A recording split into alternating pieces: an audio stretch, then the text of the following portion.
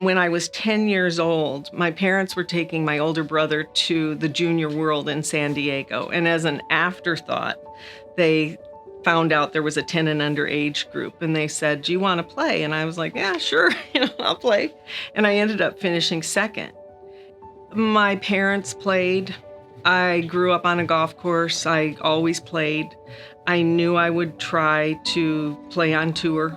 I never dreamed I would do it forever for my life.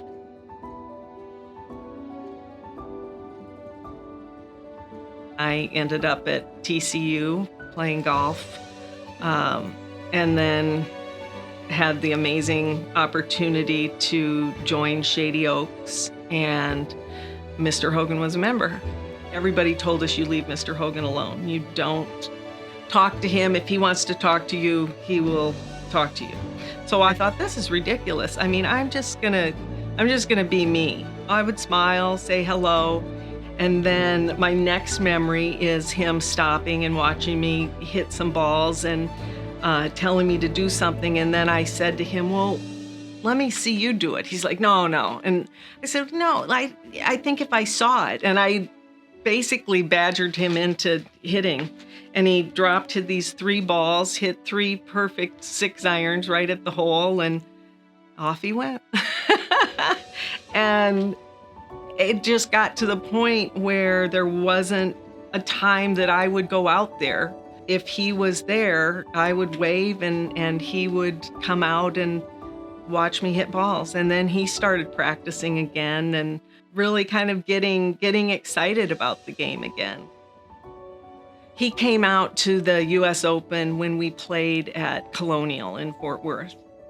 I didn't really think he would come out, and he wasn't going to, except on the last day I had a chance to win, and I started pressing on the back 9 and made a double bogey and then another bogey. And he looked at his wife and he said, "I've got to be there because she's struggling."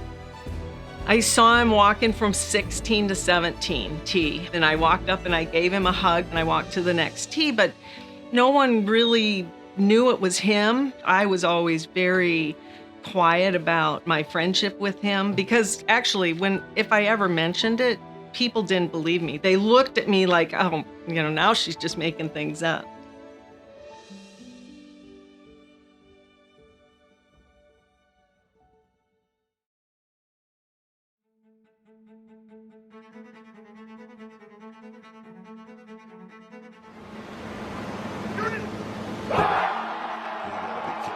The weather conditions, the grey skies, well, that's not what you want to do, is it?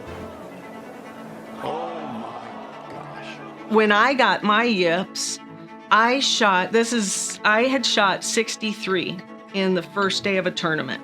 I showed up the second day and I was 10 shots behind because Annika had shot 59. That was the day she shot 59. I shot 69 that day and I felt great. I actually said to my caddy, "I think I've got this putting thing figured out. Like, I feel so good with my putter now." And the next day on the 10th hole, I had a 3-footer and I just yipped it. Didn't even hit the hole. And I was like, but what just happened? And I had him after that. To the point where I was afraid, I was just afraid to play. Leading, playing on the last day, hit the first 8 greens, everything's going great, felt comfortable. Hit a putt on the 8th hole, 2.5 feet by, yipped it, yipped it again. So I 4-putted and I walked off the green. I mean, I'm sure I just was shell-shocked. And I looked at my caddy and I said, "I don't think I can finish." And he goes, "That's not an option." And I mean, I shot 42 on the back 9. I finished 7th in the tournament, going from leading to, I missed a putt literally that was this long. Anybody that you see on tour who's got some strange putting style, they have had the yips. And I think I never really put myself in contention again after that. I'd retired from the LPGA in 2011, and I just happened to get in a tournament in 2019. I'd been playing on the Legends Tour. A lot of us have the Yips out there. But I'd really been struggling with the Yips. I had gone through a rough divorce, single mom, two young girls, became teenagers. So just a lot of stress. And my Yips had gotten really bad. And I got in this LPGA event. Hadn't played in one for 7 years, 8 years. But I really wanted to play. But I literally had the thought, what if I get out there and I can't finish because I cannot get it in the hole? And Amy was like, you've got to try Cereset, Kris, you've got to try it. And I said, okay. So I decided to try it. I played in the LPGA tournament a week and a half later, and I yipped one in the Pro-Am, but I was super resilient about it. Like, okay, it's all new still. We'll see, it's fine. But I really felt that it was fine. And then I did not yip one in the tournament. The second day I'd gone into the trailer, I felt much better. Got out, I made a couple of bogeys early, but with good shots. And I felt so good. I was like, man, I feel so good out here. I feel comfortable. What is going on? And I ended up birdieing 8, 9, 10, 11, and 12. And the course is long. I'm older, so I'm hitting it shorter. The course is longer, so it's tough. And I made 5 birdies in a row and just felt just great. Now 40 of the top players in LPGA history will be there. And for Kris, it's another chance to do what she loves most. And watch this, compete. And she's feeling really good about her game right about now.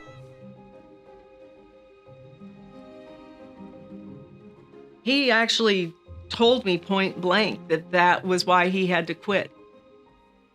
The Yips they are a little different for different people. He could not take the putter back. He would get stuck there. And he had this amazing mind where he didn't see or hear anything. And he said he got to the point where he would be over the ball trying to take the putter back, couldn't get it back, and he could hear people saying, like, God, why doesn't he take the putter back? Take it back, man. And that was why he had to quit. And the Yips have finished a lot of professional, not just golfers, but athletes' careers. And oh my gosh, how I wish I had Cereset 20 years ago. How I wish I could have done Cereset on Mr. Hogan. Not only because it would have helped his Yips, but it would have helped him emotionally. I mean, he saw his dad commit suicide. Although it happened to him, optimizing your brain can soften those things and not make it the loudest voice in the room. The joy of playing, the comfort, it's not like you're not nervous, because you are nervous, but it's just that zone, that good nervousness. And ever since Cereset, that has been much easier to attain. Well, I think golf is all about how well your mind interacts with your physical being. The only thing that's holding on to the golf club are your hands. The player that uses Cereset, I think it'll help them maybe think less and allow the body to naturally swing the club better and not get maybe as uptight as they might have been without it. I actually worked on 2 guys who have pretty much the same story. They were about 8 handicappers, and after their Cereset sessions, within a month, they were down to one was down to a 4.6 and the other was down to a 4.8, which in golf, to go from an 8 to a 4 that's really, really hard, because the better you get at golf, the harder it is to improve. So 4 shots in 1 month is amazing. Some people feel better immediately. You know, the next day they come in and they're like, oh my gosh, this is amazing. And then we always warn people, though, that like a cleanse, sometimes you feel worse before you feel better. Or if you start an exercise program, you feel worse before you feel better. I've searched my whole life to feel better, to make my brain better, you know, all of the things that you need to do as a professional athlete. And this has been the best I've found for sure.